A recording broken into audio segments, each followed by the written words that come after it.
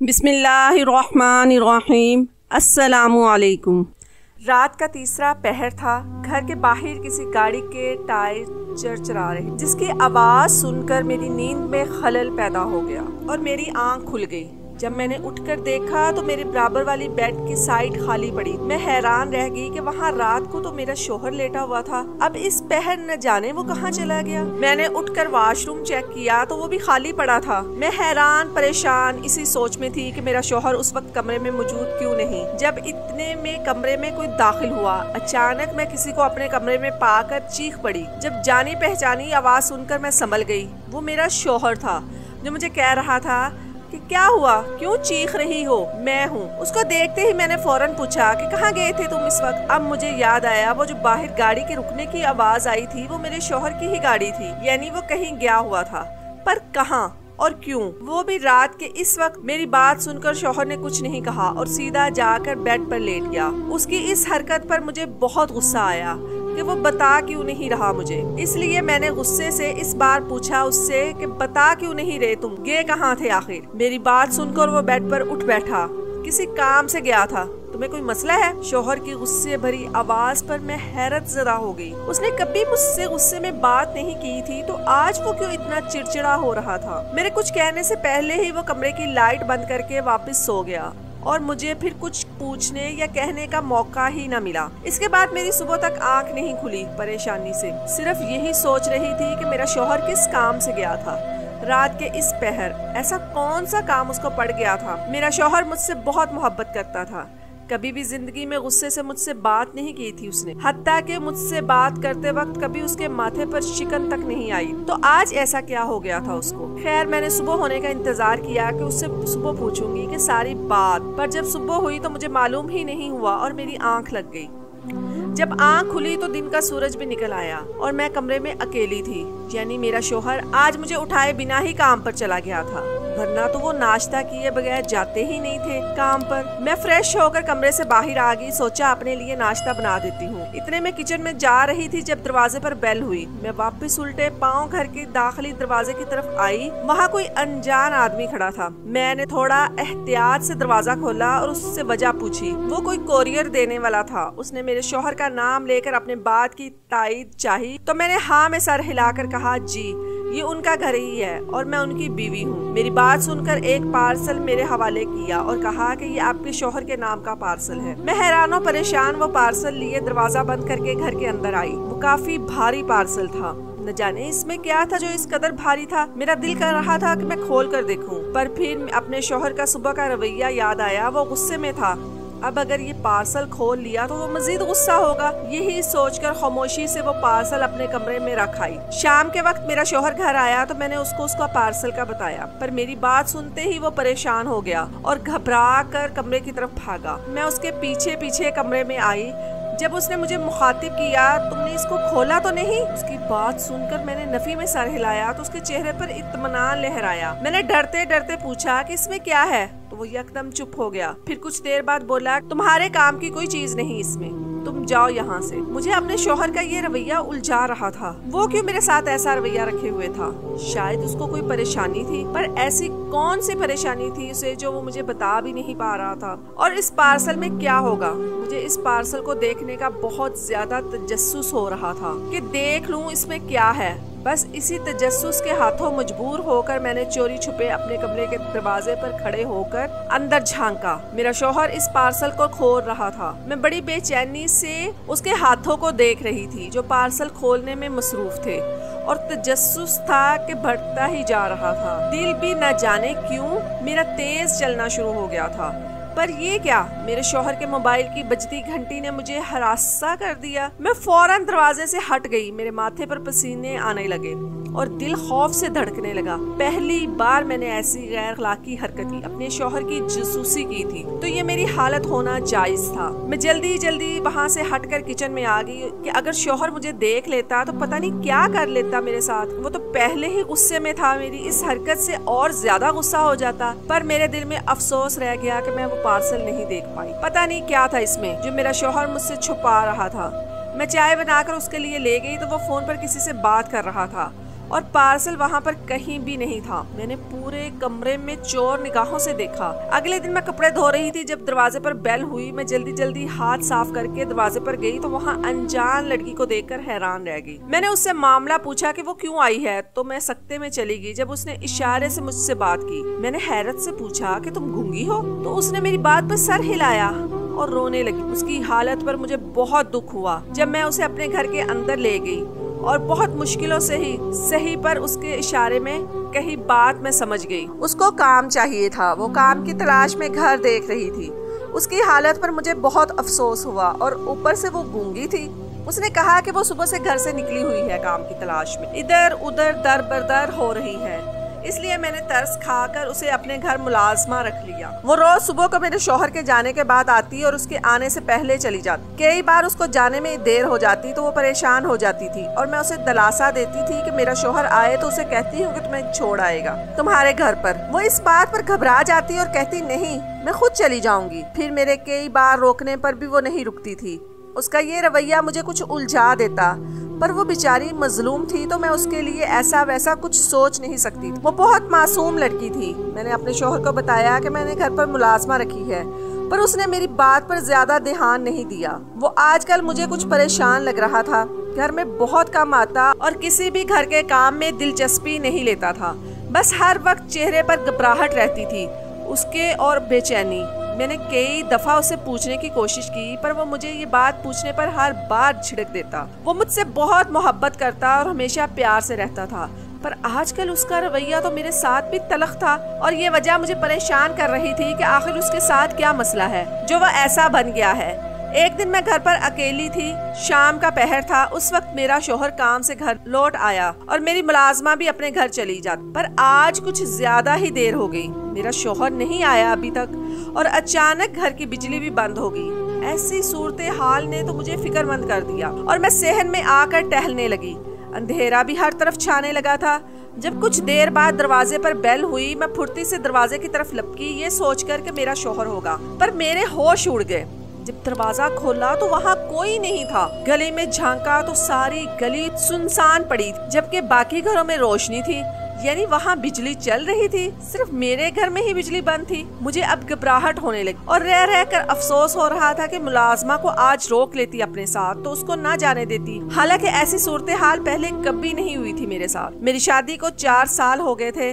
पहले हम दूसरे शहर में रहते थे, जबकि इस शहर में आए हमें कुछ ही महीने हुए थे, क्योंकि मेरे शौहर का इसके ऑफिस की तरफ से ट्रांसफर इस शहर में हुआ था। बस उसकी नौकरी की वजह से हमने शहर तब्दील किया। वो एक कंपनी में बहुत अच्छी पोस्ट पर था, बहुत अच्छा कमाता था, जिससे हमारा गुजारा बहुत अच्छा हो रहा था। मेरा नाम मरियम था। मैं अपने माँ बाप की इकलौती बेटी थी। मेरे बाप का बचपन में ही इंतकाल हो गया। मेरी माँ ने मुझे पाल पोस कर बड़ा किया और बहुत अच्छा पढ़ाया लिखवाया था और अच्छे घर में मेरी शादी की। मेरी शादी के 3 साल बाद मेरी माँ का भी इंतकाल हो गया, जबकि मेरे शौहर के माँ बाप भी हयात नहीं थे। वो अपने चचा चची के साथ रहता था, पर जैसे ही हमारी शादी हुई, शादी के फौरन बाद उसने अपना घर ले लिया, जहाँ सिर्फ हम दोनों रहते थे। वो बहुत अच्छा था मेरे साथ, बहुत मोहब्बत करता था मुझसे, बेहद ख्याल रखता था मेरा। मैंने कभी उसको इतना परेशान नहीं देखा जितना आजकल उसको देख रही थी, और वजह मुझे नहीं मालूम थी। न जाने वो मुझे बता भी नहीं रहा था। मैं सोचों में गुम थी जब दोबारा दरवाजे पर बेल हुई। अचानक इस अफ्तादात पर मैं बुखला गई और खौफ के मारे दरवाजे को देखने लगी। मुझे याद आया कि अभी तो बेल हुई थी और कोई नहीं था दरवाजे पर। अब फिर से बेल, इस बार शायद मेरे शौहर हो। यही सोचकर मैंने दरवाजा खोला तो वहाँ अपनी मुलाजमा को देखकर मैं हैरान रह गई। मैंने हद दर्जा हैरत से उससे पूछा कि वो यहाँ कैसे? वो घर नहीं गई।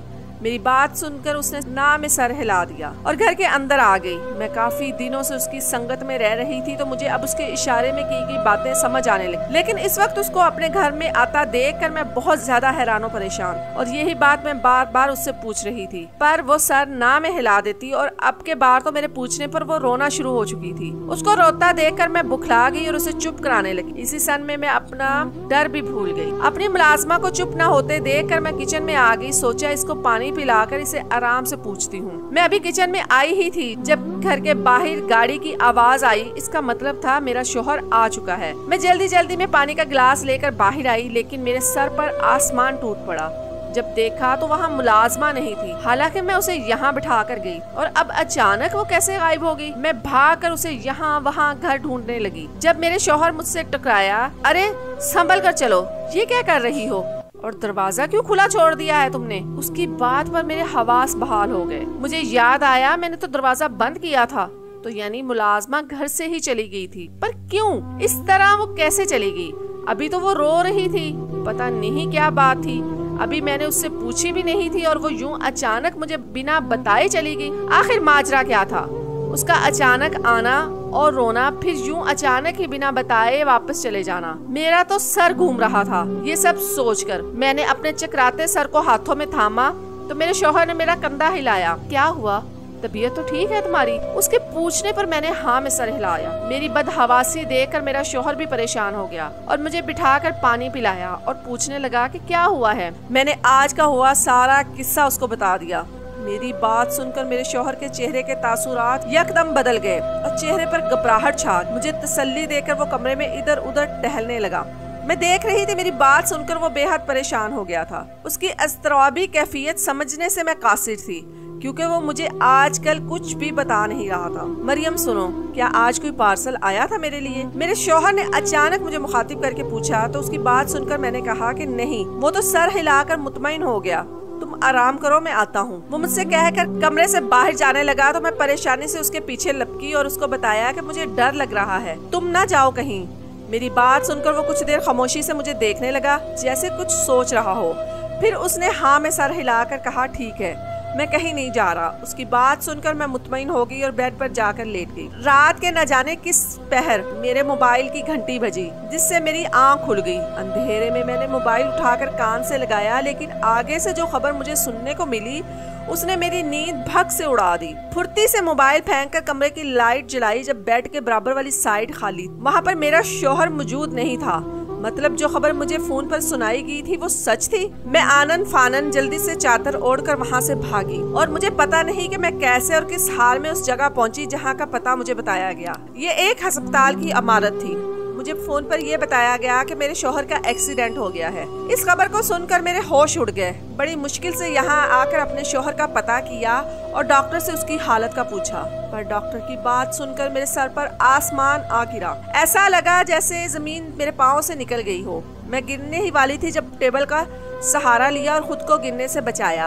डॉक्टर ने मेरी हालत के पेश नजर मुझे तसल्ली दी कि हौसला रखे बहन, पर इस वक्त खबर ही ऐसी थी कि मैं हौसला कैसे रखती। मेरे शौहर का एक्सीडेंट हो गया था और वो कोमा में चला गया था। बहुत मुश्किलों से खुद को संभाला, पर ये बात मुझे खाए जा रही थी कि रात के वक्त वो बाहर क्या करने गया, जबकि मैंने उससे कहा था कि वो कहीं ना जाए, तो वो मेरे सोते हुए कहाँ चला गया। इतने सारे सवालात मेरे जहन में आ रहे थे जिनका जवाब मेरे पास नहीं था। इन सारी बातों का जवाब तो मेरे शौहर ही दे सकता था, जो कि कोमा में था। फिर मैंने अपने शौहर के रहने का बंदोबस्त अपने घर में ही किया और खुद उसकी देखभाल कर। मेरी गूंगी मुलाजमा भी रोज आती और काम करके शाम को चली जाती, लेकिन मुझे एहसास हो रहा था कि मेरे शौहर के कोमे में जाने के बाद घर के खर्चे में तंगी आने लगी। इसलिए सोचा कि खुद ही कोई नौकरी कर लेती हूँ। एक दो जगह जाकर मैंने नौकरी की तलाश की और एक अच्छी जगह पर मुझे नौकरी भी मिल गई। नौकरी मिलने के बाद मैंने नौकरी शुरू कर दी और शौहर की देखभाल की जिम्मेदारी अपनी गूंगी मुलाजमा को दे दी। वो भी मेरी बात पर राजी होगी और मेरे शौहर का ख्याल रखने लगी। एक दिन मैं काम से घर आई तो मुलाजमा के कपड़े मिट्टी में अटे हुए थे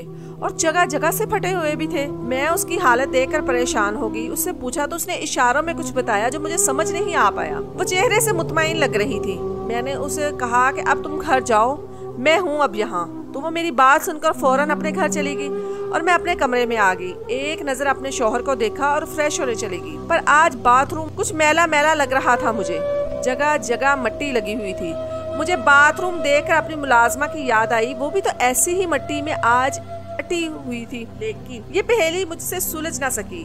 तो इससे ध्यान हटाकर मैं बाहर आ गई। पर अब जब भी शाम को घर आती तो मुलाजमा के कपड़े फटे होते और उन पर मिट्टी लगी होती, और हैरत की इंतहा तब होती जब शौहर के हाथ देखती तो उस पर भी वही मिट्टी लगी होती। अब ये सब मेरी समझ से बाहर हो रहा था। पता नहीं ऐसा क्यों हो रहा था। इस बार पहली बार मुझे अपनी गूंगी मुलाजमा में कोई गड़बड़ लगी, लेकिन क्या गड़बड़ हो सकती थी ये मेरे दिमाग में नहीं आ रहा था। जितना इस बारे में सोच रही थी, बात की तह तक पहुंचने की कोशिश करती, उतना ही उलझ कर रह जाती, क्योंकि कोई भी बात मुझसे बन नहीं पा रही थी। इसलिए आखिरकार एक नतीजे पर पहुंचकर मैंने एक फैसला किया और मुतमईन हो गई। एक रोज दफ्तर ना गई, बल्कि मुलाजमा के रूप में शौहर के कमरे में चली गई और अपने बनाए हुए मंसूबे पर अमल करने लगी। लेकिन जान निकल गई जब शौहर को बेड पर मौजूद ना पाया। वो कहाँ जा सकता था ऐसी हालत में? वो तो कोमा में था, फिर कहाँ चला गया? मैंने पूरा कमरा छान मारा, लेकिन वो कहीं नहीं मिला। मैं हैरान होने के साथ साथ अब परेशान भी हो चुकी थी। पूरे घर में शौहर को ढूंढा, पर वो कहीं था ही नहीं। मैं सर दोनों हाथों में थाम कर सहन में बैठ गई जब मेरे कानों में मेरे शौहर की आवाज पड़ी, नाइला, तुम्हारा काम हो गया है, अब तुम ले जाओ ये अपने बॉस से कहना कि मेरी और मेरी बीवी की जान छोड़ दे। इस बात पर मैंने हैरत से उसको देखा तो वो मेरे सामने बिल्कुल सही सलामत खड़ा था। उसको ऐसे देखकर मेरे तो 14 तबक रोशन हो गए। अभी रात तक तो वो बेड पर लेटे हुए मौत के मुंह में था और अब मेरे सामने बिल्कुल पहले जैसा खड़ा था। ये कैसे मुमकिन था? मुझे कुछ समझ नहीं आ रहा था। ये सब क्या चक्कर है आखिर? जब मेरे शौहर ने मुझे देखा तो घबराहट से उसके चेहरे पर भी आ गई। मरियम, तुम यहाँ कैसे? तुम नौकरी पर नहीं गई थी? और मुलाजमा कहाँ है? उसके पूछने पर मैंने दुख और गुस्से से उसको देखा और कहा कि मुझे सीधी सीधी बात बताओ, सारी जो सच है। क्या खेल खेला जा रहा था मेरे साथ? मेरी बात सुनकर वो शर्मिंदगी से सर झुका गया और जो हकीकत उसने बताई उसको सुनकर मैं हैरत ज़दा रह गई। उसने कहा कि उसका ट्रांसफर इस शहर में नहीं हुआ था, बल्कि वो खुद नौकरी छोड़कर इस शहर में आया था और मुझसे झूठ बोला था ट्रांसफर का। ये घर उसके दोस्त का था जो एक एक्सीडेंट में मर चुका था, लेकिन उस घर में उसके दोस्त ने कहीं पर कोई खजाना छुपाया हुआ था। उसका दोस्त चोर था और चोरी का सारा सामान, महंगे महंगे जवाहरात, पैसे इस घर में एक जगह दफन किए हुए थे। वो कुछ साथियों के साथ मिलकर चोरी करता, जबकि वो उनको धोखा देकर यहाँ आया था, पर वो साथी उसके पीछे पड़े हुए थे उससे वो चोरी का खजाना लेने के लिए। मेरे शौहर को उसके दोस्त ने परेशानी के आलम में ये सच बता दिया और कहा कि उस घर में मेरे साथ जाकर रहे, किसी को शक नहीं होगा उस घर पर। लेकिन फिर उसके अगले ही दिन मेरे शौहर के उस दोस्त का एक्सीडेंट हो गया और वो मर गया। मेरा शौहर मुझे यहाँ ले आया, पर न जाने कैसे ये खजाने वाली बात मेरे शौहर के दोस्त के साथियों को पता चल गई कि खजाना उसके घर में है। तब से वो लोग मेरे शौहर को परेशान कर रहे थे, आए दिन धमकियां कि घर खाली कर दे हम और उनके हवाले कर दें। लेकिन मेरे शौहर ने अपने दोस्त से वादा किया था कि वो इसके खजाने की हिफाजत करेगा, इसलिए वो उनकी धमकियों में नहीं आ रहा था और वो पार्सल में उसको डराने के लिए इंसानी अज़ा बेचते थे और साथ में धमकी भरा खत कि तुम्हारा भी ऐसा हाल कर दे। फिर उन्होंने मंसूबा बनाकर एक लड़की को गूंगी बनाकर मेरे पास काम के लिए भेजा। वो मेरे घर पर नजर रखने के लिए होती और खजाने की तलाश में मेरे शौहर से छुपती थी, इसलिए कि ताकि वो पहचान न सके उसे और वो अपना काम नहीं कर सके। पर जब उसे इन सब से कुछ हासिल ना हुआ तो उन्होंने मुझे डराया ताकि मैं खौफजदा होकर घर छोड़ जाऊं और अपने शौहर को यहाँ से दूर ले जाऊं। इस मंसूबे ने भी यहाँ काम नहीं किया, क्योंकि मेरा शौहर मुसलसल इनको इनकार कर रहा था उनकी बात मानने से। तो उन्होंने मेरे शौहर का एक्सीडेंट करवा दिया और डॉक्टर को धमका कर झूठ बोलने पर मजबूर किया कि वो कोमा में चला गया है। असल में मेरा शौहर बच गया था, तो उन्होंने मेरे शौहर को ऐसे इंजेक्शन लगाए जिससे उनका दिमाग और जिस्म हर वक्त सुन रहता और वो कुछ बोलने और कहने से कासिर हमेशा नींद में रहते थे। तो मैंने घर में बढ़ती तंगी देकर नौकरी शुरू कर दी। यूँ मेरी गैर मौजूदगी में वो लोग मेरे शौहर को इंजेक्शन नहीं लगाते थे, बल्कि उसके साथ मिलकर वो मुलाजमा घर की खुदाई करती थी, रोज खजाने की तलाश में। तभी उसके कपड़े रोज मिट्टी में अटे हुए होते। मेरे घर में आने से पहले वो मेरे शौहर को इंजेक्शन लगाकर सुन कर देती ताकि वो मुझे कुछ ना बता सके। और तो और अपने कपड़े भी फाड़ कर रखती थी और मेरे शौहर को धमका रही थी कि अगर कोई शोर या चालाकी करेगा तो वो चिल्ला चिल्ला कर सारे मोहल्ले को इकट्ठा करके उस पर इल्जाम लगा दे कि वो उसके साथ बुरा करना चाहता था। मेरा शौहर इस बार राजी था और उनकी हर बात मानने के लिए, ताकि हमारी उनसे जान छूट जाए। वो कब तक एक चोर से किए हुए वादे को निभाने के लिए खुद को नुकसान पहुंचाएगा। और ये सब यूं ही चलता रहता तब तक जब तक वो खजाना नहीं मिल जाता था। अगर आज मैं मुलाजमा की चाय में बेहोशी की दवा मिलाकर खुद उसके जैसा हुलिया ना बनाती तो मुझे मालूम ही ना होता कि ये मेरे पीठ पीछे सब हो रहा है। तो अब मुझे मालूम पड़ा उस गूंगी मुलाजमा का राज। वो गूंगी नहीं थी, फ्रॉड करके बस मेरे घर में दाखिल होने के लिए उसने ये ड्रामा किया था। वो भी इन चोरों की गैंग की थी। लेकिन आज खजाना आखिरकार मिल ही गया मेरे शौहर को। मैंने अपने शौहर के साथ मिलकर एक मंसूबा बनाया। वो सारा खजाना डाइनिंग टेबल पर बेहोश पड़ी उस झूठी मुलाजमा के पास रख दिया और खुद हम घर छोड़कर पुलिस स्टेशन आ गए। उनको खबर करके कि हम इस शहर को हमेशा के लिए खैराबाद करके अपने पुराने शहर आ गए हैं। उस पुलिस ने इस मुलाजमा को गिरफ्तार कर लिया और सारा खजाना अपनी हिरासत में ले लिया और इसके बाकी साथियों को भी ढूंढने की कोशिश में थी वो। ये मेरे शौहर ने मुझे बताया जब हम अब सुकून से अपनी जिंदगी जी रहे थे। हम किसी पर भरोसा नहीं कर लेते, हर कोई अच्छा नहीं होता। सोच समझकर इंसान को परख कर फिर उस पर एतबार करना चाहिए, वरना ऐसे खतरनाक लोग अच्छाई के लबादे में रहकर हमें नुकसान पहुंचाते हैं।